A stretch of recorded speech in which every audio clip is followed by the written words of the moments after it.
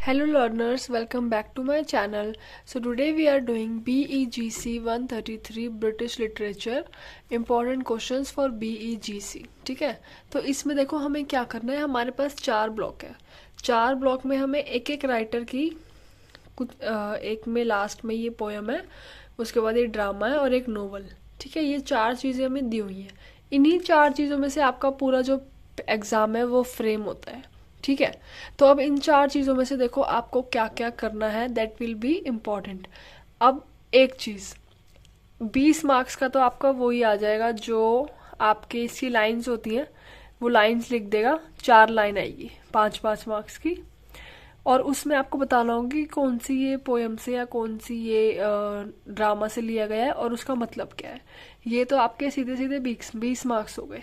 तो वो आपको कैसे पता चलेगा, आप पूरी जब इसकी समरी पढ़ लोगे ना तो आपको अपने आप लाइन पढ़ के पता चल जाएगा कि कौन सी लाइन किस वाले पैराग्राफ से ली हुई है. ठीक है, तो उसके लिए तो आपको समरी पढ़नी पड़ेगी. दूसरी चीज़ क्या आ गई, हर इसकी 2 चीज़ें आपको मेन करनी है. ठीक है, 20 मार्क्स आपके ये हो गए, बाकी के 30 मार्क्स आपके इससे हो जाएंगे. 2 चीज़ें 30 इवन 40 मार्क्स हो जाएंगे. 2 चीज़ें आपको करनी है चारों का. एक तो ओवरव्यू, जिसको आप समरी भी बोल सकते हो, और कैरेक्टर्स.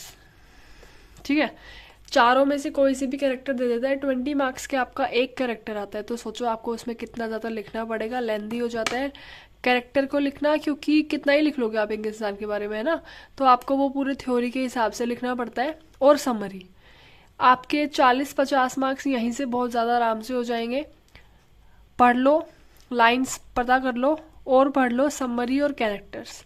ठीक है, ये चीज़ें हो गई. अब जो बाकी के क्वेश्चंस हैं जो सीधे सीधे, ऐसा नहीं है कि आपके जो इग्नू वाले ना वो बाहर से उठा के दे देंगे कुछ भी.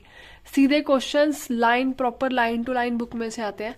तो ऐसे कुछ क्वेश्चंस मैं टिक करा देती हूँ आपको, जो आपके एग्जाम में आएंगे. बाकी जो आपका आधा पेपर है वो ये हो गया. ठीक है, ये वाला सारा कर लो, आपका जो पेपर है काफ़ी ज़्यादा ईजिली हो जाएगा BEGC 133 ब्रिटिश लिटरेचर का. ओके, स्टार्ट करते हैं ब्लॉक नंबर 1 से, मैकबेथ. देखो ब्लॉक में ना आपको यहाँ पर एक्ट 1, जैसे ये मैकबेथ है, ठीक है, यूनिट नंबर 2 है, तो यहाँ पर आपको लाइंस के हिसाब से इसका मीनिंग दे रखा है. तो ये वाली लाइंस आपको उठा के एग्जाम में दे देंगे और बोलेंगे कि लाइंस कहाँ से हैं. तो ये वाली लाइंस आपको पढ़नी है और यहाँ पे एक इसको रीड करना है. बस सिंपली रीड करने से आपका काम हो जाएगा. बहुत ईजी लैंग्वेज में इसने लिखा होता है. ठीक है, the banquet scene, lady Macduff, the sleepwalking scene, और उसके बाद द ट्रेजिक एंड. ये है आपका पेज नंबर 53 से स्टार्ट होता है. इसमें ना क्रिटिसिज्म मतलब एक टिप्पणी दे रखी है सैमुअल जॉनसन ने, सेंट कॉलरिज ने. तो ये इन सब की टिप्पणी आपको पढ़नी है. आपको पता होना चाहिए कि इन्होंने क्या मेन बोला है. ठीक है, ये पूरी यहाँ पे 3-4 है आपको, AC ब्रिटले, उसके बाद थॉमस दे क्विंसी. ठीक है, ये सारी जितनी भी आपको दी हुई है, ये वाली 18th and 19th century criticism a brief note, इसके अंदर जितनी भी क्रिटिसिज्म की लोगों ने दी हुई है वो आपको पढ़नी है. Important, Terry Eagleton, the witches are the heroine of the piece. मतलब इन्हें बोला हुआ है जो असली हीरोइन है वो विचेस है. ये आपको पढ़ना है, काफ़ी बार आ चुका है question. Page number 85, Hardy's Wessex. Page number 86, Thomas Hardy and the novel of realism. Page number 98, nature, its role in novel. Then यहाँ पर far from the madding crowd के आपको क्या करने हैं, कैरेक्टर्स करने हैं. ठीक है, मेजर कैरेक्टर, सारे कैरेक्टर्स आपको करने हैं. Page number 122, Bernard Shaw as dramatist. Page number 148, major characters of the play. सारे जो मेजर कैरेक्टर्स हैं वो आपको पढ़ने हैं. Page number 151, the title of the play. ये है आर्म्स एंड मैन्स वाली, जो है ना मैन्स एंड आर्म्स, उस वाली का. Page number 156, Bernard shows views on war. Page number 163, class distinctions in the play. Page number 170, the Victorian age and its characters.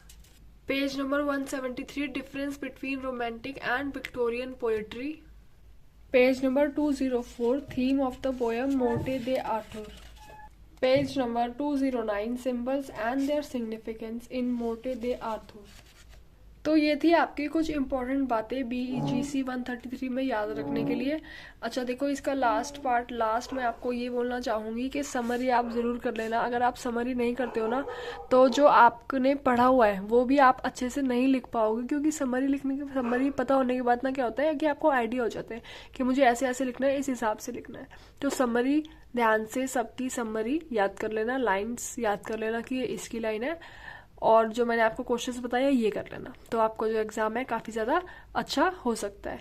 तो इसी के साथ वीडियो एंड करते हैं। Okay guys, bye.